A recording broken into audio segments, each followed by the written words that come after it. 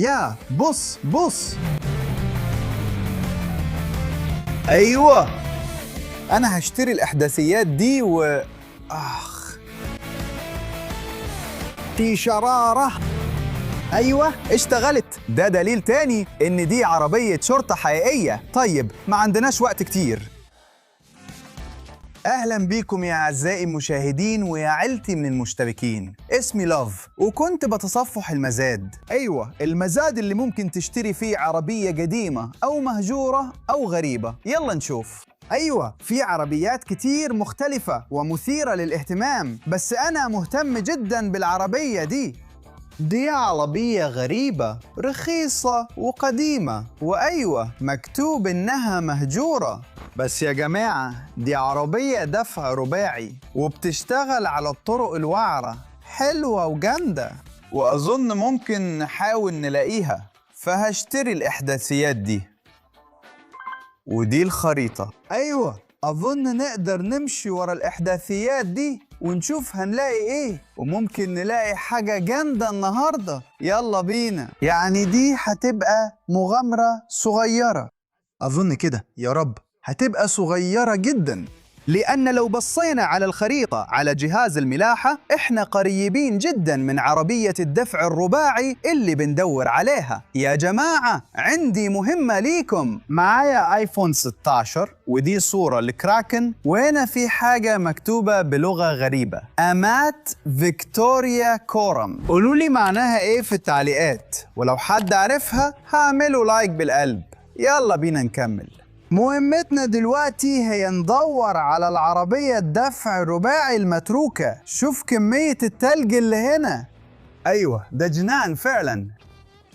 يعني ومع الظروف دي لازم ندور في الحقل ده ونلاقي العربية. يلا نكمل. يا جماعة ازيكم؟ في آثار في التلج، والآثار دي شكلها آثار عجلة، صح؟ المفروض دي تبقى عجلة أو كاوتش أو حاجة زي كده، فأنا شايف إننا لازم نمشي وراهم عشان ده العلامة الوحيدة اللي شايفها. يلا ننزل وبعدين نطلع. يلا بينا. ده جنان، ممكن يكون خطر شوية بصراحة، خلي بالك. أيوة.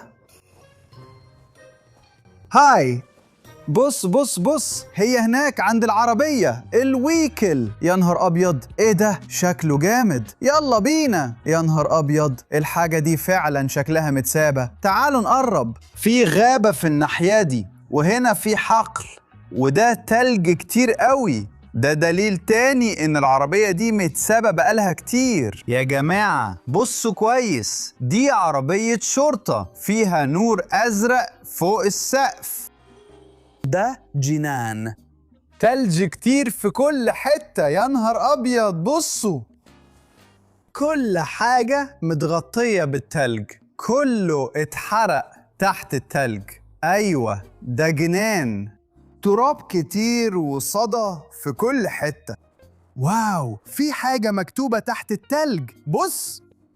أنا مش عارف الحروف دي حرف سي، بس مش عارف باقي الحروف. لو أنت عارف اكتب في التعليقات، ممكن يكون معناها إيه؟ اكتب رأيك. بص النمرة، بص لوحة. العربية شكلها غريب قوي، صح؟ ده مثير للاهتمام. والنور بايظ شوية، خصوصا من الناحية دي. بص ده وحش قوي، ده غريب. يوه، تعال قرب يا صاحبي. بص، متغطية تراب خالص، أقدر أشوف اللي جواها. يا نهار أبيض، في تراب كتير قوي في كل حتة، ده جامد. بص، في حروف كمان هنا، مش عارف. دي إن مش عارف. R.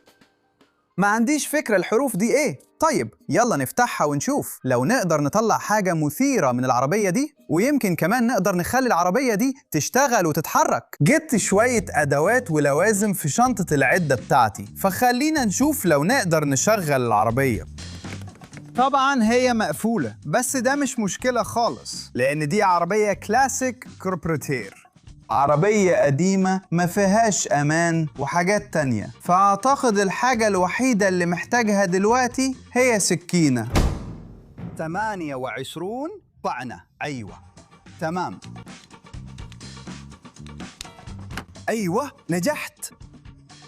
واو، ده جنان. بصوا بس يا جماعة،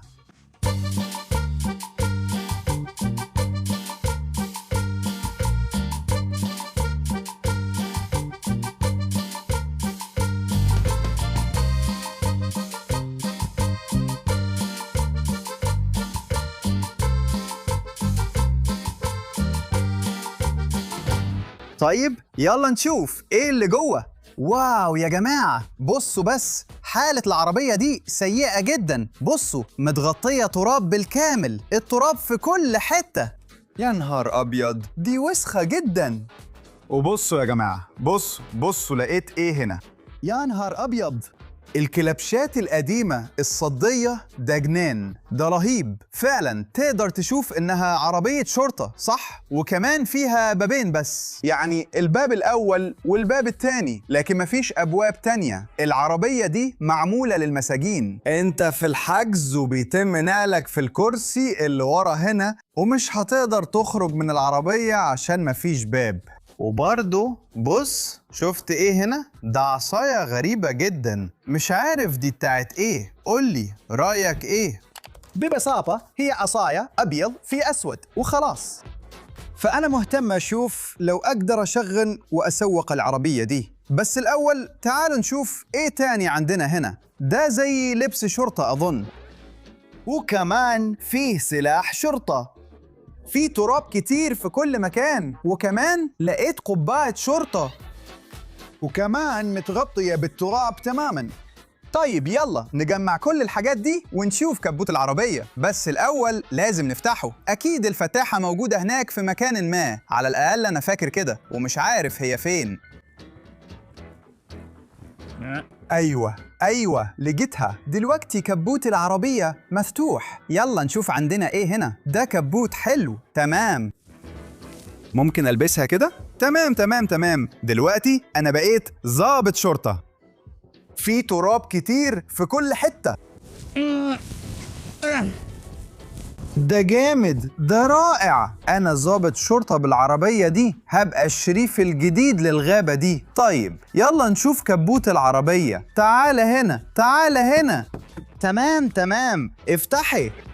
أيوة زي ما أنت شايف، في تلج كتير في كل حتة. زي ما قلت لك، العربية دي قديمة وبتشتغل بالكوربراتير. ده الكوربراتير ده ممكن يعني إني أقدر أصلحها، أقدر أخلي العربية دي تشتغل وتمشي. بس في مشكلة صغيرة. بص هنا المفروض يكون فيه البطارية، فلو مفيش بطارية مش هنقدر نشغل العربية. بس دي مش مشكلة عشان أنا جبت شنطتي معايا. يلا بينا. دي مش أول مرة أشتري فيها عربية عشوائية، عربية متروكة. ممكن تستخدم التلميح ده وتتفرج على فيديوهاتي اللي فاتت لما لقيت عربية مثيرة جدا. عشان كده دايما بشيل البطاريات الاحتياطية معايا في شنطتي، فالحاجة دي مشحونة بالكامل. الحاجة الوحيدة اللي محتاجين نعملها هي إننا نركب البطارية ونشغل الموتور. يلا ننظف التراب. ده علامة الزائد على البطارية معناها أحمر، الأحمر بيركب هنا، وعلامة الناقص معناها سالب، ودي بتركب هنا. بصراحة أنا شفت المفتاح. يلا نجرب نشغل العربية دي، يمكن تشتغل. يلا ندخل جوه. بص تعال هنا، بص المفاتيح هي هنا بالظبط. وفي حاجة تانية مثيرة للاهتمام، في لزقة مكتوب عليها حاجة هنا، عشان دي عربية خدمة شرطة. مفاتيح الخدمة دايما بيكون عليها لزقة، بس لسبب ما المفتاح مكسور هنا، وده غريب شوية. بس في مفتاح تاني بيركب. يلا نشوف ممكن نعمل ايه. تمام. ايوه انت. ايوه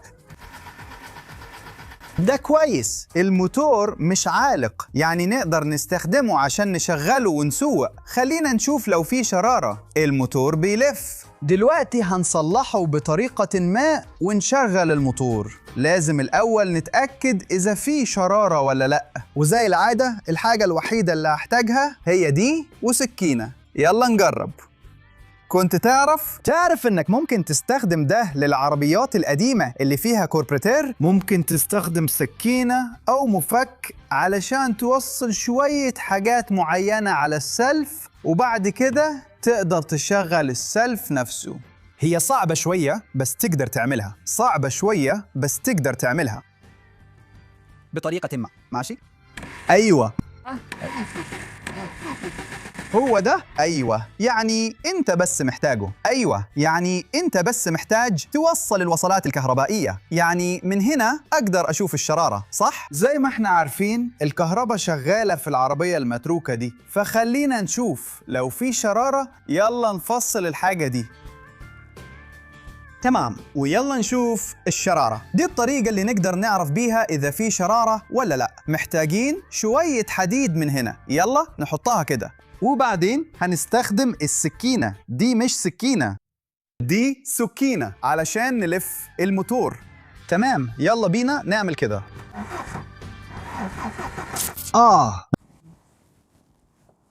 في شرارة، مش عارف إذا كنت شفتها بس أنا حسيت بيها. في شرارة قوية جدا. تمام، بس كمان مرة علشانك، علشان تشوف الشرارة. ماشي؟ أيوة، شايفها؟ شايف الشرارة؟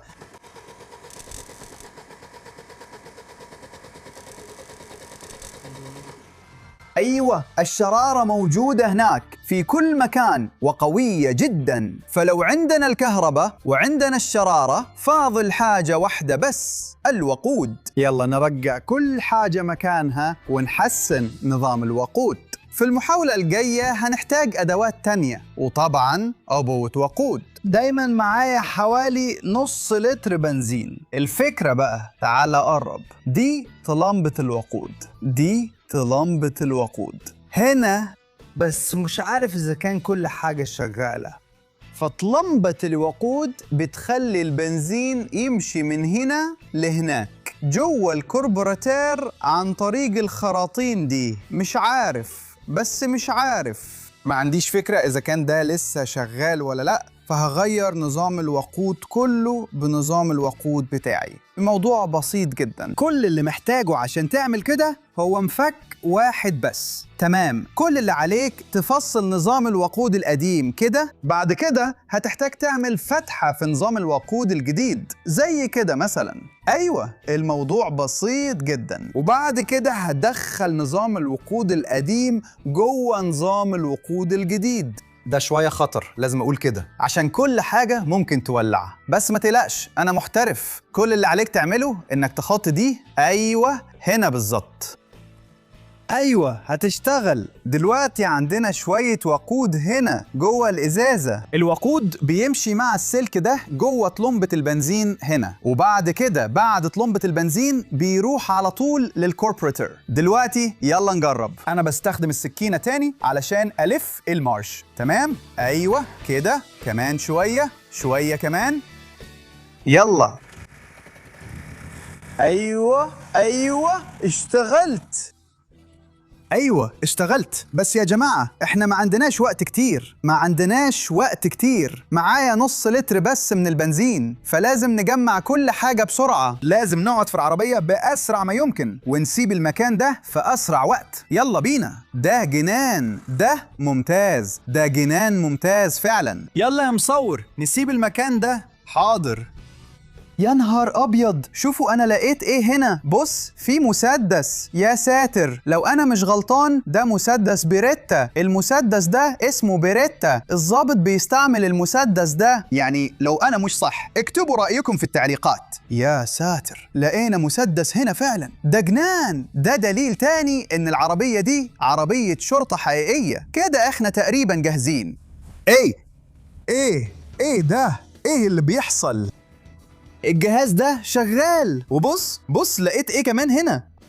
دي الطريقة اللي تشغل وتطفي بيها ده. بص، في زرار وتقدر تدوس عليه. يا نهار أبيض، صوته عالي قوي.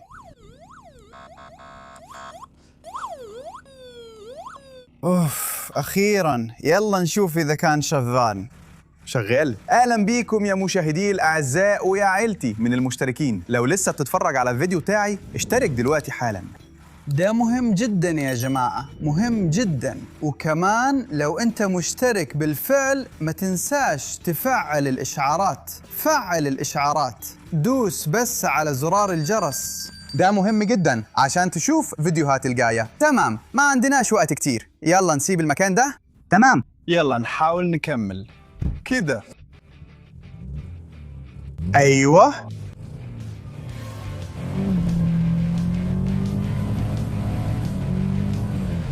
فوق. فأنا أظن دلوقتي فهمت ليه العربية دي اتثبت. أول حاجة بص على كمية الدخان اللي العربية دي طلعتها، ده معناه إن حالة الموتور وحشة. وحاجة تانية وحشة إن عربيتنا اتزنقت. أنا دايماً شايل معايا أدوات كتير مختلفة بس ما عنديش جروف. لا لا لا، يا نهار أبيض. طيب يلا نجرب نشغل الموتور مرة كمان ونشيل كل التلج ويمكن نقدر نخرج من المكان ده. تمام، شغلنا العربية تاني. يلا نجرب نخرج من المكان ده. لسه مش بتتحرك. أظن لازم نشيل كل التلج.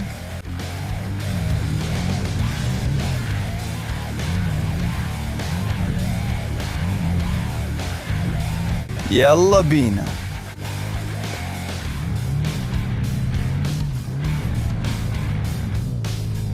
أيوة، شغالة شغالة.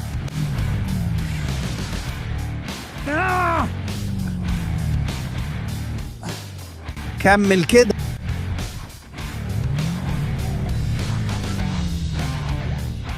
أنا عايز أكسر كل التلج ده. يلا يلا يلا.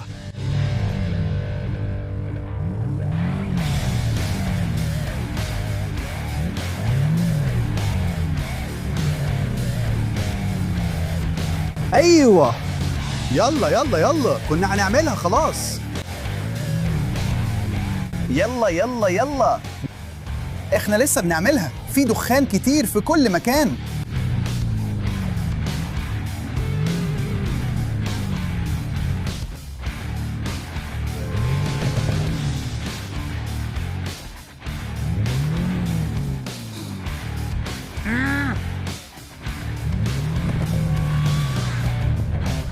تمام، العربية البوليس الجديدة بتاعتي مش شغالة تاني. يلا نشوف ايه اللي بيحصل هناك. أظن لسه في مشكلة كهرباء من نوع ما. بص هنا، السلوك بتسيح، ده مش كويس. يلا نحاول نصلحها بأي طريقة. تمام، لازم أحرك شوية سلوك. لازم تبص هناك ماشي عشان تشوف ايه اللي بيحصل. بص هناك. ايه ده ايه ده ايه ده؟ ده مش المفروض الجهاز ده يشتغل كده. أظن ده معناه، أيوة، أظن في حريقة جوه الستارتر. ده مش كويس خالص، مش كويس. تمام، أظن ده ممكن يكون سبب تاني ليه العربية البوليس دي متسابة هنا. بس يا جماعة أنا بحب العربية دي. العربية دي فعلا عربية دفع رباعي عشان كل العجل كان بيلف. العربية دي مميزة جدا. على فكرة لو تعرف اسمها اكتب لي في التعليقات وقولي اسم العربية دي ايه. في حاجة مكتوبة عليها نوردمان. نوردمان، حلو، ده كويس. فيا جماعة أنا مش عايز أسيب العربية دي هنا، لازم أخدها معايا. هوديها للقاعدة بتاعتي وأصلحها لأني بحبها، ونفسي أعمل أوف رود احترافي على التلج أو في الغابة بالعربية دي. لو عجبتكم الفكرة اشتركوا في القناة واضغطوا على زر الجرس عشان توصلكم كل الإشعارات، وطبعاً اكتبوا تعليقاتكم عن الموضوع. فدلوقتي محتاج أحرك عربيتي، أو يمكن محتاج أطلب مساعدة عشان دلوقتي مش قادر. مفيش طريقة أشغل أو أسوق العربية دي لأن السلف اتحرق. ده مش كويس. فيا جماعة شكراً أنكم اتفرجتوا. هلاقي حل بأي طريقة، هعرف ألاقي حل. اسمي لاف، ما تنسوش تشتركوا. باي.